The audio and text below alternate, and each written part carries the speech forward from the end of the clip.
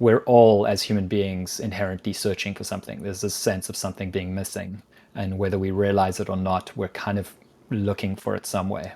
And I was desperately trying to figure out the thing that would kind of make me happy, bring me peace, success. And for me, as someone who studied finance and aspired to, I was sort of be a massive entrepreneur and build something huge, it was always within the realm of trying to prove myself. I was always trying to build something, and I had many kind of businesses and failed businesses and various projects, and I was always looking for the next thing. I was always trying to find the thing. And through this period, it was the first time I was just forced to like really let go of everything, because I just couldn't do anything, and I was in such intense suffering. And in short, it was the first time I was forced to get out of thinking. It was the first time I truly got out of my head and got into my heart. Vince, you have a very deep and inspiring story for how you fell into the work you're doing now, reminding others to come back to love and open up to their full potential. Tell us about that story. In short, just intense suffering, I think, is, I wish there was another way. But I went through a very difficult end of a relationship, which really, really knocked me. And I was someone who spent a lot of their life kind of thinking I had it all together. And I was always been very interested in sort of performance, I suppose, and consciousness and happiness and the whole, I suppose, self-help world, for lack of a better word. So I had a lot of the structures, I had a lot of the ideas, I had a lot of the concepts. And what happened was I eventually had this relationship ended, and none of it stood up. Like nothing I thought I knew, and where I thought I kind of knew what I was doing, none of it stood up when it actually came to the crunch. And I went through a very, very tough, I sort of rounded off to 6 months, but probably a bit more than that, where I just completely fell apart. The end of the relationship hit me in a way I could never have expected. Obviously, there was the grief of it ending, and there was all the normal heartbreak stuff, but there was just so much more there, where for the first time in my life, I wasn't able to sort of find a way around it or find a way to distract. I really had to sit and face why I was in such a bad place, where I was just like in this deep hole of I mean, depression, I suppose, is just waking up with like chronic anxiety at like 5 a.m. and feeling like the ceiling was collapsing on me, and no energy throughout the day. I mean, there were a lot of days where sort of my achievement for the day was taking a walk around the block. It was just like, and I think the scary thing, and many people have been in situations like that, and a lot of people live in situations like that, is it doesn't feel like it's going to end. I think that's the scary thing, is you're like, oh, I am broken now. This is how I am. But through that, I went on this incredible journey, I suppose, of just really, really, for the first time in my life, honestly looking at where I was at and why I was feeling some of the stuff. And I think partly what I realized was that I had always had a sort of tendency towards a bit more anxiety than I admitted. I always saw myself as a pretty relaxed person. I think if you spoke to a lot of people who knew me, they'd be like, oh, he's very chill. But I think under the surface, it was sort of like a duck. You're floating along, and underneath it's frantically flapping. And I think I was in a much more heightened state my whole life. And part of that was really that I was looking for something. And this is where a lot of my work involves now, is we're all, as human beings, inherently searching for something. There's this sense of something being missing. And whether we realize it or not, we're kind of looking for it somewhere. And I was desperately trying to figure out the thing that would kind of make me happy, bring me peace, success. And for me, as someone who studied finance and aspired to, I was sort of be a massive entrepreneur and build something huge, it was always within the realm of trying to prove myself. I was always trying to build something, and I had many kind of businesses and failed businesses and various projects, and I was always looking for the next thing. I was always trying to find the thing. And through this period, it was the first time I was just forced to like really let go of everything, because I just couldn't do anything, and I was in such intense suffering. And in short, what it changed, and there's more to it that we can discuss, but really what in short was, it was the first time I was forced to get out of thinking. It was the first time I truly got out of my head and got into my heart, is a sort of simplest version of it. And it was letting go of the ideas, realizing that I lived my entire life within these structures and beliefs and identities, and that it was so ingrained in who I was that I wasn't even aware of them being a structure and identity. There was just, that is the way the world is. And when I was forced to confront some of that stuff, I realized that oh, this is all just stories my mind is telling me. This is all just made up. And he really tangibly realizing that I lived within a prison of these beliefs. And these things that I aspired to and the way I saw the world wasn't reality. It was just a structure, and that structure was based because I was actually at the core quite afraid.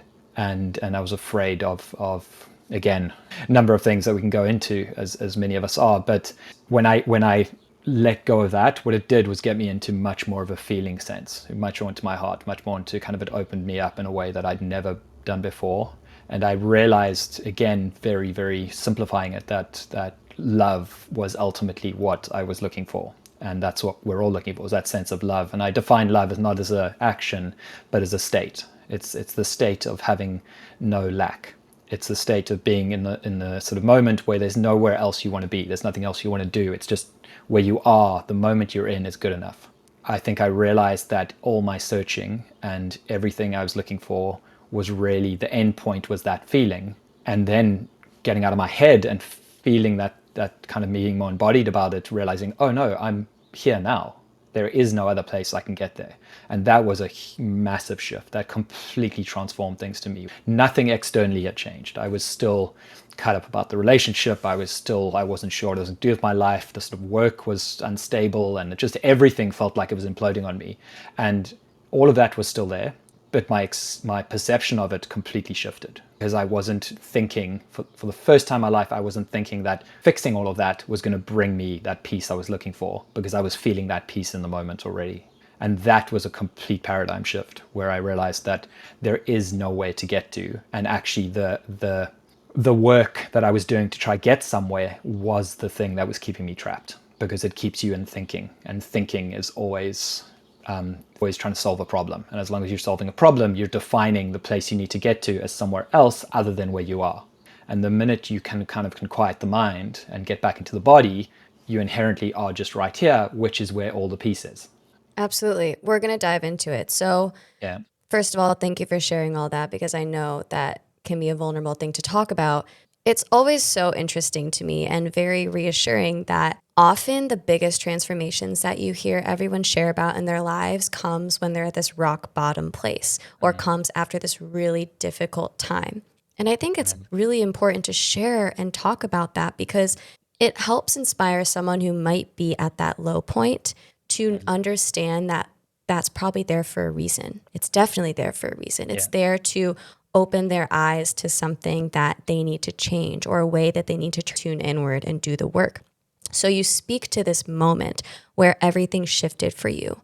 Was this like one literal exact moment that you can think back to, or was this kind of a shift you just started to incorporate over time? Like, how did you know to stop looking externally and tune inward and come back to love? So there was a story I heard once, or a teaching I heard once, that describes it great for me. I love the idea of it, of that moment is a revelation for everyone, because it's you either live within the framework of seeing the world a certain way and thinking you're limited by that, or you realize that you are not an individual separate being constrained by the sort of framework of your identity, and you are all of everything else. You're connected to something greater.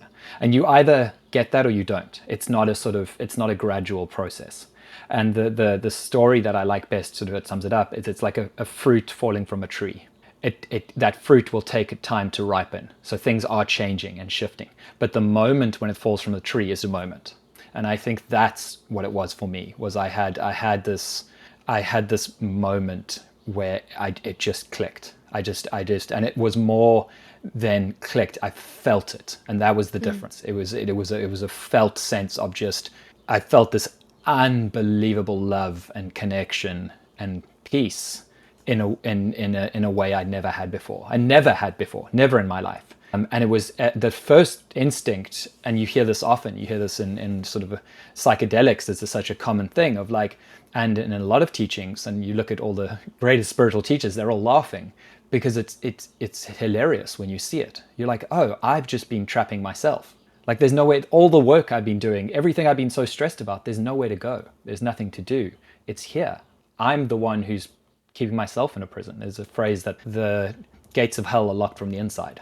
Of like, you're standing there, you're stuck in hell, but you're the one who's locked yourself in. And I think for me, that was the experience. And this is how I kind of categorize my coaching work is the first stage is the revelation, is you fundamentally shift how you see the world. And we can go into a bit more on that.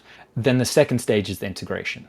And that can be a longer process. And that'll be a lifelong process. And that's something I'm always sort of developing, because we still live within this sort of finite material world, and there are frameworks that are useful, and we do have all our neuroses, and we have all our fears, and we have all our kind of unique genetics, and it takes a bit to now integrate that experience into the world in terms of how do I live, and what teachings are useful, and what lands with me, and filtering out the stuff that is very easy to get attracted to versus the stuff that is actually useful. So it was a revelation that it landed very quickly, and then it was a period of integration that is still going on. Of it's a constant process of, okay, now how do I live from this space? So you say that the first step is having this revelation, right? So let's talk about this idea of the prison and the revelation. So this feeling that I think a lot of us can relate to, that there's something that we need to obtain externally, something that we're constantly chasing and seeking. You know, we think that there's something out there that we're finally going to get that's going to finally bring us that inner peace. Share a little bit about this prison and it's like a feeling that someone might be Yeah. feeling out there that they can relate to. Yeah, for sure. So this is a lot of what my work involves, is actually getting people to realize that, first of all, you live in a prison. Your version of reality is not reality. It's very real for you, but it's not absolute truth.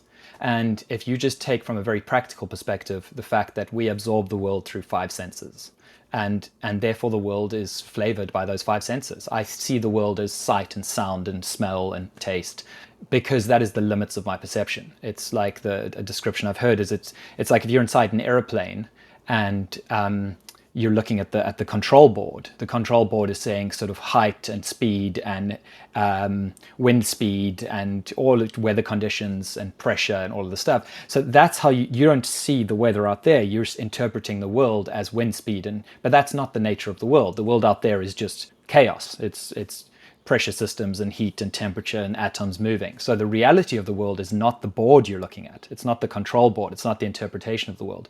And as humans, we do the same. We have these limited senses because of this body we live in, and therefore we experience the world within those five senses. So the reality which we live within is limited. We see it as truth. And we see any experience we have as the constraints of what's possible in the world, because that's the limits of how we experience it.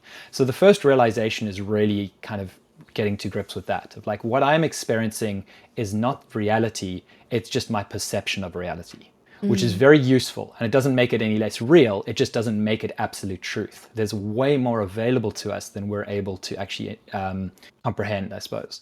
So that's the first thing to realize. The second thing is to realize our view of the world is then shaped for basically everyone as a child, because we come into this world, and through whatever form our parents raise us in, or through whatever environment, whatever experience we experience some sort of framework in which we have to be safe. As a child, and our kind of body and our ego and our mind, the goal is safety. It's like, I've got to stay alive. We live in this fragile body that could die at any moment, and the goal is to keep it alive. So as a little child, you grow up in this environment where you absorb things. Like, I think children are much more sensitive, that for the smallest things, the odd word can shape us in ways we don't necessarily realize, and that's unavoidable. It's not, there's no blame on that. It's just, from the most loving, incredible families, you're going to get shaped as a child to see the world in certain ways. And this is where all this sort of things like unworthiness and all this sort of comes into it, of like, if you live in a family where your parents very justifiably love you and want you to do well in the world, and they put a bit of extra pressure on you, and they kind of push you to be better, and you get a bit more attention when you get good grades at school, your framework for the world is, well, I don't have inherent worth unless I do well, which is such a common one. A lot of the people I work with are very high performance, kind of A-type personalities who've done very well in the world. And that is a very common tendency if they grew up in quite high pressure environments, where they see the world as, my value is based on how I perform. And that is such a normal thing, and many of us can relate to that. Now, that's not a good or a bad thing, it's just the nature of things. The problem is, as a child, it made sense that you can't avoid that. You're a 5-year-old child and your caretaker likes you a little bit more or smiles a bit more or gives you a bit more praise when you get good grades. Therefore, you naturally are going to shape your world that way. The problem is that subconscious narrative gets baked in and then drives us for the rest of our life. And now you're a 40-year-old who cannot relax because they see the world as something in which I always have to perform. The dysfunction comes in is when you get in a stable environment, you still need to be able to perform. Your nervous system is wired that way. Your subconscious needs to be able to perform. So when you're in an environment where you can't prove yourself, you might then create something where you start getting competitive. You start creating sort of chaos in relationships so you can prove you can fix it, whatever it might be. We all have our flavor of these dysfunctional patterns. But if we don't have an environment in which we can prove that identity, we will create it. And the reason we do that is we're not aware that that subconscious is driving us. So that is part of the prison that we live within, is we don't realize that the subconscious is driving our lives. And that subconscious is this very justified belief we formed as a kid, but now is not useful anymore, but we're just not aware of it. It's so inherent to who we are. And so partly becoming aware of that is the first step of just going, oh, Yeah. I don't have to do this. And we starts getting to the realm of things like self-sabotage and all these sort of words that are thrown around, which I have a different view on. Self-sabotage isn't the word, because all the behavior we do, even if it's very limiting, even if it's very dysfunctional, is ultimately for our own best interest. Our subconscious is loving us. It's trying to keep us alive. What's happening there is there's a 5-year-old girl, a 6-year-old girl, or 6-year-old boy, or whatever is at the base of that, who's screaming at the top of his lungs, like, we need to fucking perform here. Like, I need to prove myself, otherwise I'm not lovable and everyone's going to abandon me. And then what we do is we go, well, this is self-sabotage, shut the fuck up, get down, get away, I want to fix this part of me. But all we're doing is then reinforcing the fact that this little kid who desperately just wants to be loved and made to feel safe, we're putting more pressure on them, thus actually ironically creating more tension and more behavior. And so the first step is becoming aware that that subconscious is driving the show. And then the second step is going, okay, well, let's start applying some love rather than pressure onto that, and including all of it and allowing space for all of it. Yeah. So obviously a feeling every single one of us can relate to, right? There's Yeah. something out there that we're constantly seeking, and we're seeking that Yes. validation and approval. Yeah. And what I think is really interesting is like, yes, we're all aware of what that feels like, but I think the key here that you're sharing is to not just let that dictate our choices and our decisions in our entire lives, but instead to get curious about like, what is my fuel and motivation for chasing that promotion or for chasing Yes. these constant relationships? And Yeah. maybe instead of just acting on this habitual subconscious behavior, which as you mentioned, we develop when we're really young, pausing and doing the inner work, which you share, is to actually like recognize that that's what we're doing to then be able to make that change. So Yeah, if you know perfectly any said. Yeah. So to just on that point of yours, yeah. that is the foundational point. That is the most liberating point to realize, is that all the external stuff you do, everything as a human being outside of keeping the body alive, is searching for that sense of peace. And you cloak it within success and relationship and all this stuff, and our minds are very sneaky. We create a lot of layers of like, no, but I need this and I need this and I want that, and relationships are beautiful, and that's all true. It's just starting to be honest with ourselves of like, what are you actually looking for? And this was part of my, like, the moment it dropped for me was I had this profound moment where I was like, what was creating my suffering was just this constant treadmill I was on, which to try and prove myself, to try and build something, to try and be successful, and suddenly realizing that, like, what am I actually looking for within that, and realizing that the point I pictured was me sitting in a beautiful house with a beautiful wife and kids and a dog and this incredible lifestyle, and realizing that that was the end point of all the stuff that I thought I was trying to kind of get done. And really what it was in that moment was just incredible love. It was a connection and feeling part of something. And then realizing, but wait a minute, I can just get that now. In fact, not only can I get that now, but that is where I am now. And so going back to what you were saying, the true breakthrough realization, and this is an incredible hard one, because we're so wired to be looking for all these external things. We live in a world and a culture and all the comparison, but realizing that the thing you're searching for cannot be had through all of that. You live in a world in which whatever your version is, I'm going to keep on the example I was using, I need to be successful, you will always create an environment in which you need to prove yourself. So you will always create an environment in which you need to do more work. You need to do more. You need to do more. You need to do more. So you kid yourself into going, yeah, but as soon as I get this much money, as soon as I get the relationship, and we sort of play this game with ourselves, but you'll get there, and then that won't be enough money, or the relationship won't be quite right, or maybe I need another partner, or maybe whatever it might be, or I need to move cities. There'll always be something which you know to aspire to. So that sense of peace cannot be had through the external world. Let me rephrase that. It can be had, but even when it is had, it's in very tiny, small batches. You have it and then it goes away, and then you have it and it goes away. And that's almost the addiction, why we get addicted to these treadmills of like, you do get the promotion, or you do something lands, or your podcast suddenly gets 1 million views on one video, and you're like, fuck, and you get the dopamine, and for that moment, you're like, yeah, this is it. But then it goes away. You wake up the next day and everything's still the same.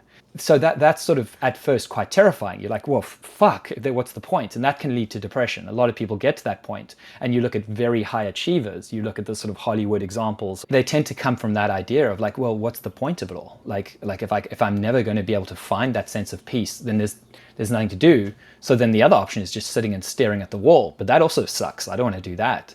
And that leads to these situations where the people who do finally get it all, where there's nowhere else to go, where you are you're the most famous, richest, like most successful outwardly person, it's a very, very dark, lonely place, because now there's nowhere else to climb. When you're not that high up, you can always kid yourself into thinking, well, I just need to work harder. There's somewhere else to go, and look forward to tomorrow. And most of us, especially in the culture and the world we live in, we live our life that way. That is sort of baked into the world we live in. And for a lot of people, it's kind of manageable enough where that's fine. You have a bit of anxiety and you get on with life, and that's it. And you're sort of, some of the moments are happy, and you go on vacation and you have your family and you have these great moments. But for everyone, there is that sense of something's missing. 100%. And that thing that is missing is you. Like you have lost touch with you. And the basic idea is realizing that sense of peace is inside you. It's not even inside you, it is you.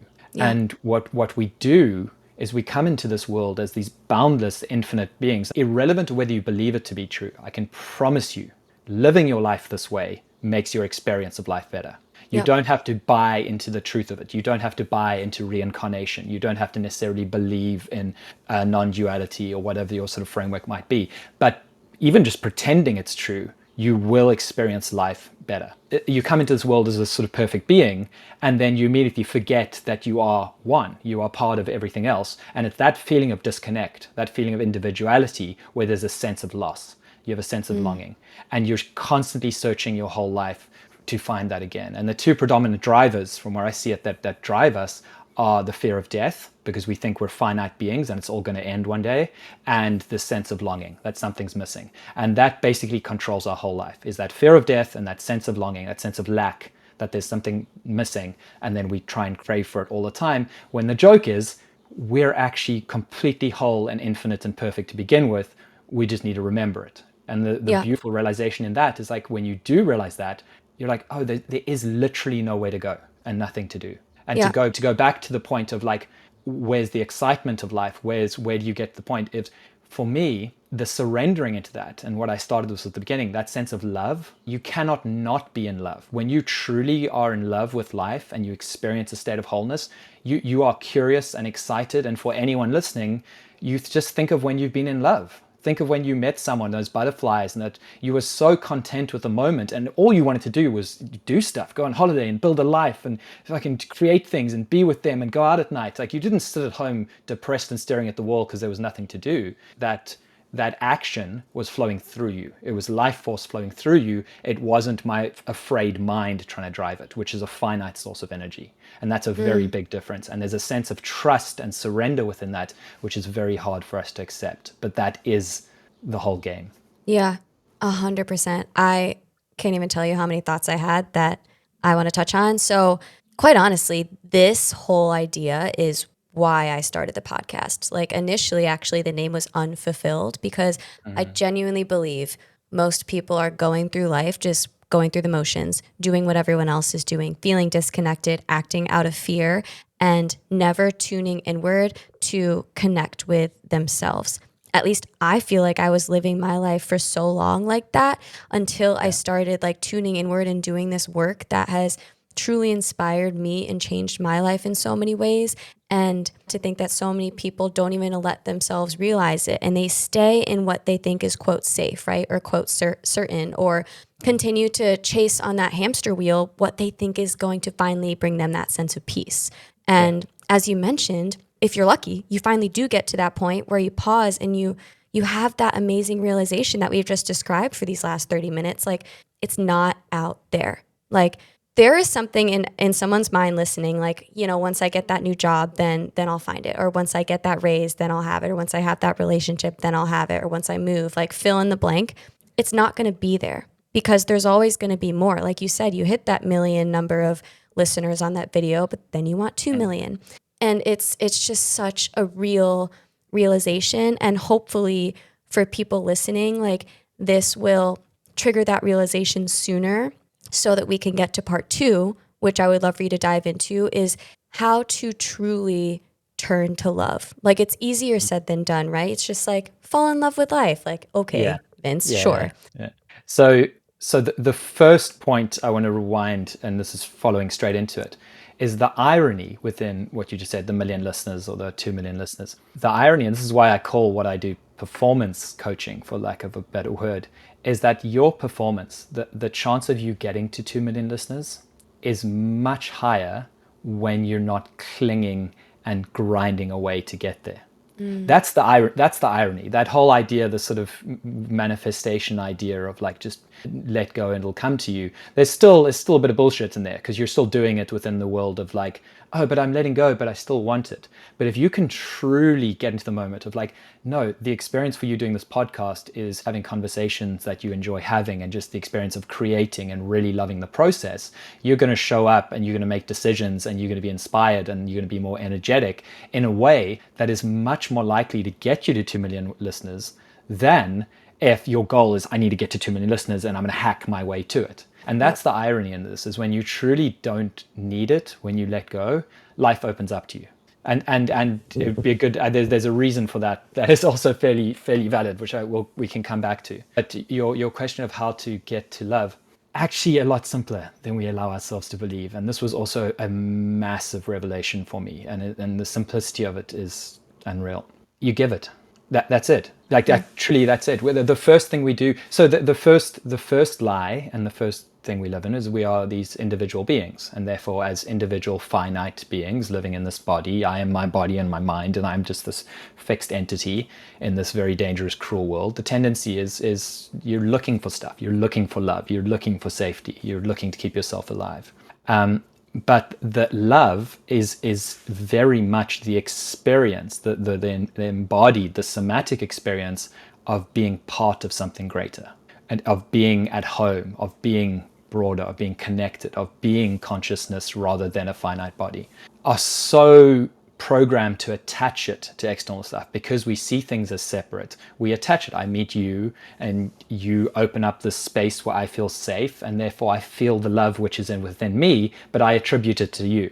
And then when you go away, it's like losing my crack dealer. Like, I don't have a supply anymore. That's literally what it is. And this is when heartbreak is the feeling of like, I would have done anything to get back there. I would have like you could compare it to any drug addict. I would have sort of stolen money from my mother and like robbed my friends to get another hit of it. And I think it is that you were but the lie is it wasn't coming from her.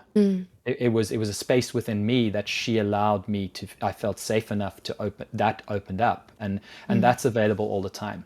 And the way, when you suffer, you go inward, you shut off, you become more separate.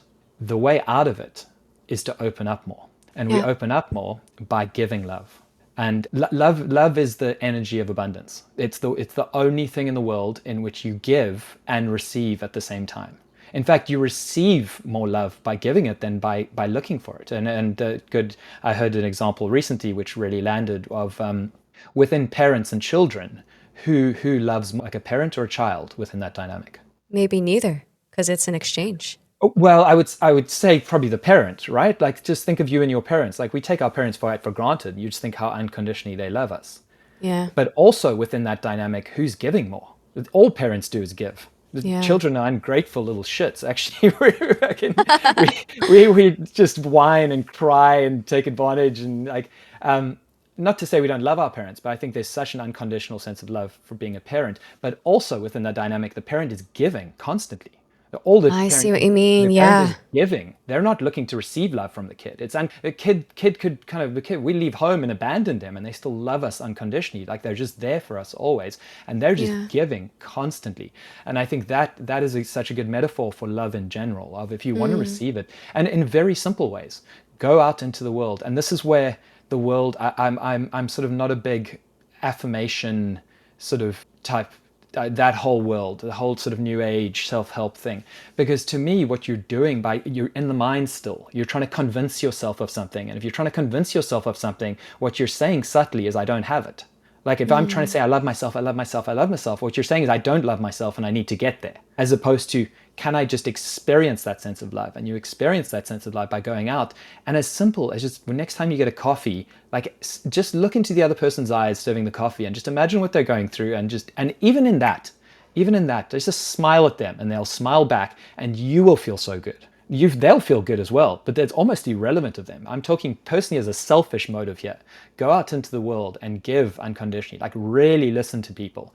Like do things that you wouldn't normally do. When you're busy, see if you can stop and notice what everyone else is going through. I guarantee you will feel more love and you will feel better. And from that place, you will have more energy, you will show up Mm. differently, you will enjoy life more. And what's happening is you're getting out of the fear of the mind. You're getting out of that identity of all the structure of like, well, I need to look after me and I don't have time for this. And because it's very important like to manipulate and get the world exactly to how I want it, because that's the safe place. As opposed to when you get back to the heart, when you give love and feel it, you feel safe. You are there. You Yeah. know, you're like, oh, there's and that you're essentially invincible because there's no longer anything you're looking for. You're not having to manipulate the world around you to find that sense of peace, which you can never had through that. You're just there. You're remembering that you are there. And so the short answer to your question is just give unconditionally. And I would actually even remove the unconditionally, because for me, if it's conditional, it's not love. Mm. And this is a tough one for us, because even within the dynamic of relationships, so much of it is like, well, you aren't doing enough for me and you want this and I'll love you if this. And like unconditional love is, they leave you because it's better for them. Can you still love them? Because that's unconditional. Mm. Can they hurt you from their own insecurities and you still love them? That's unconditional. And this has nothing to do with them. This has nothing to do with boundaries, or this has purely to do with the most powerful place you can exist in. The most powerful way you can show up in the world is by being someone who can hold so much love because you're so at peace within yourself that you almost can't get hurt. And if you Yeah. do get hurt, you can feel it and you can absorb it and you can find compassion for why that other person is hurting you. Because no one hurts because they want to hurt. No one. You hurt because there's some form of very dysfunctional fear that's driving you. And some of that is Absolutely. very dysfunctional. This doesn't justify behavior. This doesn't mean we don't have to deal with people very practically within the world, whether we have to lock them up or put them in their place or fight or defend yourself. But there's a difference between the actions and the emotions. You can still have compassion for where that person's coming from. And when you show up with that energy and when you look around and you see what everyone else is going through and recognize them as you, there's me as a postman. There's me as a barista serving coffee. There's me as a homeless guy. Like that's Yep. me having that experience. There's a sense of connection and compassion where I just can't, so much love and that is just a very beautiful way to live and a very powerful way to live. 100%. This idea of giving to receive what you want is just, quite honestly, I think the secret of life, right? Mm-hmm. Especially the secret to break free from this prison. And the reason I say I think it's a secret is because it's the opposite of what we think. You share this idea that the real work is realizing that you are viewing life from a state of lack. Because most people walk around the world chasing more of that thing that they want and Yeah. seeking and trying to pull it in and trying to take from people, right? We want more love. We want more money. We want more success. And rarely do people come back to just giving and letting go of what they need from that situation, but coming back to the question of how can I give? And you brought up this beautiful idea of staying open instead of closing. And it brought me immediately back to my favorite book in the spirituality space, The Untethered Soul. I'm not sure if Yeah. you've read it, but it's I essentially, I actually haven't. It's one of those ones that keeps coming up, and for yeah, always has come up. But yeah, please do. It's one I reread literally every single mm, year, maybe twice a year, and my version is just entirely highlighted. But yeah. it's one that just really resonated with me, and it's this whole idea that no matter what, you can stay open instead of closing. Because when you think about it, open essentially is another word for coming back to love, right? If you're open, you are in this place where you kind of have love radiating out of you, right? You're giving love, you're open to receiving love. It's just that openness. And when you're closed, it's like coming back to that lack and scarcity state of like fight or flight or like fear, right? It's all of those things you're saying keeps us trapped in that prison. Yeah. And one thing that I've also found really helpful to continue to stay open is exactly what you said, that people never intentionally want to hurt you. You know what I mean? Like it might seem like the intention is entirely there, but it's a projection of some scar or trauma or some subconscious thing that they are projecting onto you. Well, And it gets to just expand on that point. It gets even more powerful than that. Of like within what you just said, people never intentionally want to hurt you. What within that is a lie? if they hurt, intentionality, Almost. the fact that they're hurting you if you stay open. Yeah. I So failed the quiz. no, no, no, not at all. This I'm pushing here, but um, that you can be hurt. Right. No one can hurt you. This is a tough one. This is a hard one. No one can hurt you. You hurt yourself. You hurt yourself because you perceive things in a way that you've framed as being hurtful. I get a lot of resistance on this one, so I don't expect anyone to necessarily. And this makes people quite mad sometimes because there's a sense of sort of injustice. And this has nothing to do with letting people get away with anything. But if you really get this, you become a lot more powerful instantly. You only are hurt because you are perceiving someone else's actions in a way that's triggering something within you that you're already insecure about or that you're wounded about. So you could, someone said something to you. If your mom said to you, "Hey, you're dumb," that's probably going to hurt you. If some random crazy person on the street says, "Hey, you're dumb," you're going to be like, "Oh, that's weird," and you're going to carry on walking. So the words mean nothing. Your mom has, you've given her sort of power and opinion, and she must know me, so it must be true. So, but all of that is your lens. It has nothing to do with the words that have come in. It has to do with how we perceive those words. And so a very, very powerful place to get to is to start looking at all of that, of not within those moments, why am I hurt? Or not looking at why they did it, of looking at why is this triggering me so much? Because if you take that and you will always get back to a sense, and going back to that dynamic we began with, the childhood dynamic of being example where it's all performance based and I'm not worthy enough unless I achieve it. If someone said, "Hey, you're dumb," and you're like, "Well, that was really hurtful," like ultimately it's because internally your sort of subconscious believes it's not quite smart enough and therefore has to work harder, and so all within that same realm. And almost always it goes back to that foundational subconscious prison which we all live in. And we often focus on the sort of ripples at the end of the pond, on these actions that happen. But really it's the stone that was dropped in. If you can really come to terms and dissolve that, the ripples dissolve by themselves. Someone saying you're dumb, it's not even a thing. You're like, "Well, that's stupid because I'm not dumb. Like I'm great." Yeah. And also that's great. I appreciate your opinion. Thanks for pointing out that I could have done something dumb. I don't know, whatever the framing might be, but it becomes very different. But it becomes very, very powerful when you realize that no one ever can hurt you. Things hurt. This is not denying your experience, and this is not saying it's easy. Just that you completely get rid of being a victim of circumstance, and you become incredibly powerful when you realize, like, okay, why am I so hurt by what's just happened? Okay, Yeah. it's because I actually do have an insecurity about being dumb. Why do I have an insecurity about being dumb? It's because I believe fundamentally that my worth is tied up in my performance, and I always feel the need to perform. And you're like, "Oh, but that goes back to this belief that my dad was put a lot of pressure on me to get good grades." And you're like, "But that's just the belief of a 6-year-old child. That has nothing to do with my worth as a human being on this planet, an inherent part of life. I've value no matter what. You have as much value as anything else on this planet because you're a part of the life." And suddenly that thing that the person said isn't this thing you ruminate on all the time and fuck them and how do I, and the revenge and no, and I'm going to prove them wrong. And some of us spend our whole lives trying to prove one person in high school who said something like that. when Yep. you actually go back and realize that no, that's just fucking some hot air that's expressed through someone's mouth and some sound waves, and then I took them into my brain and interpreted them in a way that actually is just showing me, and this is where life always operates in our favor, is just showing me where I'm still a bit stuck, where I'm not 100%. able to feel openness, as you said, and love. And okay, that, and so now them saying I'm dumb is not even something that was like, well, that was a shit thing. It was like, oh, awesome. I'm so grateful, because that was life just showing me, oh, you're a little bit stuck here still. And the only reason you felt triggered by it is because it's something to massage out. And in massaging Absolutely. it out, you come more into that openness and love.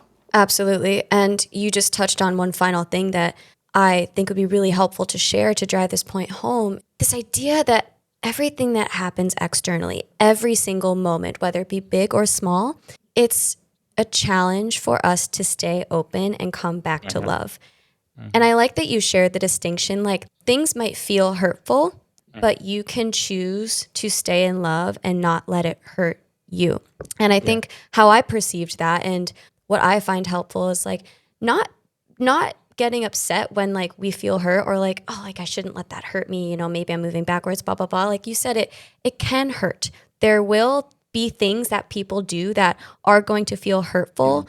And and if I were to guess, I'm sure people listening might be like, okay, but if I just like show them love back, then they've won, right? But I think the truth is if you stay stuck in that scarcity and lack and in that revenge mindset and let that remain a trigger in you and Mm. you project that hate onto that person, it's keeping Yeah. you trapped in that prison, in that closed off state where you're in that like victim mentality. Whereas if you stay open and tune inward and return back to that love, it's actually setting you free because by responding with love or energetically sending that person love, coming back to giving love, right? You said like that's the secret key. So we're going to say giving love. It's setting you free because you're no longer letting that keep you closed. And I think Yeah. the sooner we can set ourselves free by giving more love, the more we can stay open and in that loving state for what other things come up because we can't Yeah. control life. If we're telling ourselves we can control every element of life and that we'll never feel hurt by certain things, we're kidding ourselves.